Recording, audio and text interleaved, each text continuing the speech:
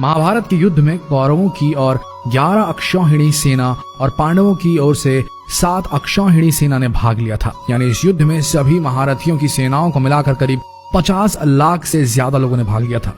लेकिन ये अब सवाल उठता है कि इतनी विशालकाय सेना के लिए युद्ध के दौरान भोजन कौन बनाता था और कैसे ये सब प्रबंध करता रहा होगा। सबसे बड़ा सवाल यह है कि जब हर दिन हजारों लोग मारे जाते थे तो शाम का खाना किस हिसाब किताब से कैसे बनता रहा होगा। सोच कर देखिए कितना मुश्किल प्रिपोजिशन है ये। दर्शकों, आइए जानते हैं आज के इस वीडियो में वो गूढ़ रहस्य कि कैसे पोषण मिलता था महाभारत के सैनिकों को। महाभारत को सही मायने में हम विश्व का प्रथम विश्व युद्ध भी कह सकते हैं, क्योंकि उस समय शायद ही कोई ऐसा राज्य था जिसने इस युद्ध में भाग न लिया। उस काल में आर्यव्रत के समस्त राजा या तो कौरव या पांडवों के पक्ष में खड़े दिख रहे थे। हम सभी जानते हैं कि बलराम और रुक्मणी ये 2 ही व्यक्ति थे जिन्होंने इस युद्ध में भाग नहीं लिया था। किंतु एक और राज्य ऐसा था जो युद्ध क्षेत्र में होते हुए भी युद्ध से अलग था, और वो था दक्षिण का उडुपी। महाभारत में वर्णित कथा के अनुसार जब उडुपी के राजा अपनी सेना सहित कुरुक्षेत्र पहुंचे तो कौरवों और पांडवों दोनों ने उन्हें अपने पक्ष में लेने का प्रयत्न करा।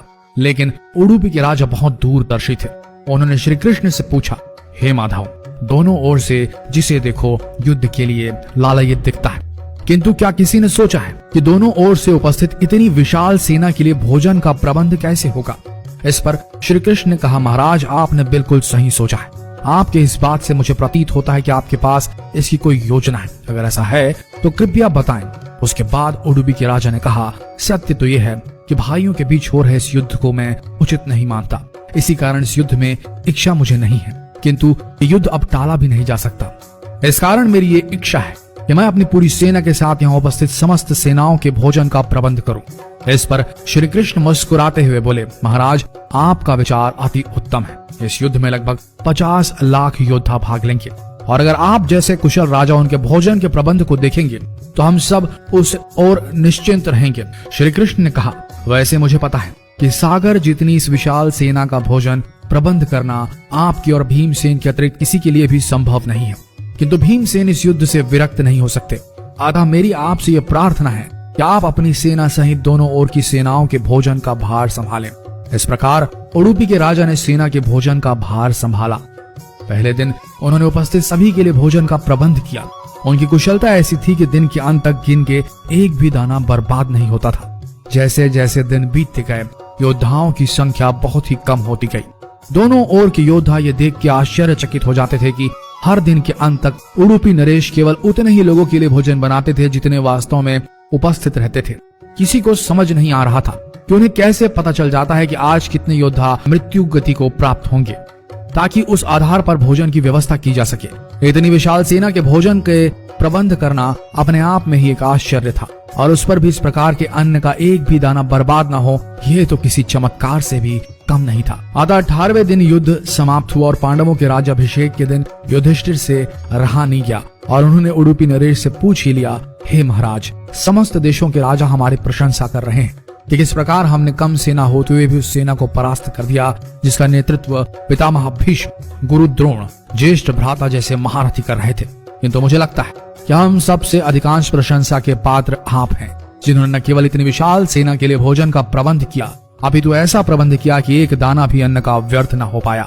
मैं आपसे इस कुशलता का रहस्य जानना चाहता हूँ। इस पर उडुपी नरेश ने मुस्कुराते हुए कहा, सम्राट, आपने जो इस युद्ध में विजय पाई है उसका श्रेय किसे देंगे। इस पर युधिष्ठिर ने कहा, श्री कृष्ण के अतिरिक्त इसका श्रेय किसी और को जा नहीं सकता। अगर वे ना होते तो कौरव सेना को परास्त करना असंभव था। तब उडुपी नरेश ने कहा, हे महाराज, आप जिसे मेरा चमत्कार कह रहे हैं वो श्री कृष्ण का ही प्रताप है। ऐसा सुनकर वहां उपस्थित सभी लोग आश्चर्यचकित हो गए। तब उडुपी नरेश ने इस रहस्य से पर्दा उठाया और कहा, हे महाराज, श्री कृष्ण प्रतिदिन रात्रि को मूंगफली खाते थे। प्रतिदिन शिविर में गिन के मूंगफली रखी जाती थी और उनके खाने के पश्चात गिनकर देखी जाती थी उन्होंने कितनी मूंगफली खाई है। वे जितनी मूंगफली खाते थे उसके ठीक 1000 गुना सैनिक अगले दिन युद्ध में मारे जाते थे। अर्थात वे अगर 50 मूंगफली खाते थे तो समझ आता था कि अगले दिन 50,000 योद्धा युद्ध में मारे जाएंगे। इसी अनुपात में अगले दिन भोजन कम बनाया जाता था। यही कारण था कि कभी भी भोजन व्यर्थ नहीं हुआ। श्री कृष्ण के इस चमत्कार को सुनकर सभी उनके आगे नतमस्तक हो गए। यह कथा महाभारत के सबसे दुर्लभ कथाओं में से एक है।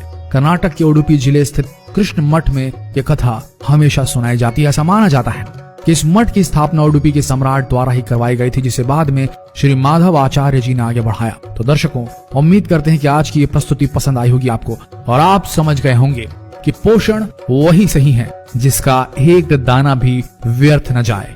शायद आप इस गूढ़ रहस्य को समझ गए होंगे और अगली बार अपनी थाली में खाना छोड़ने से पहले सोचेंगे जरूर।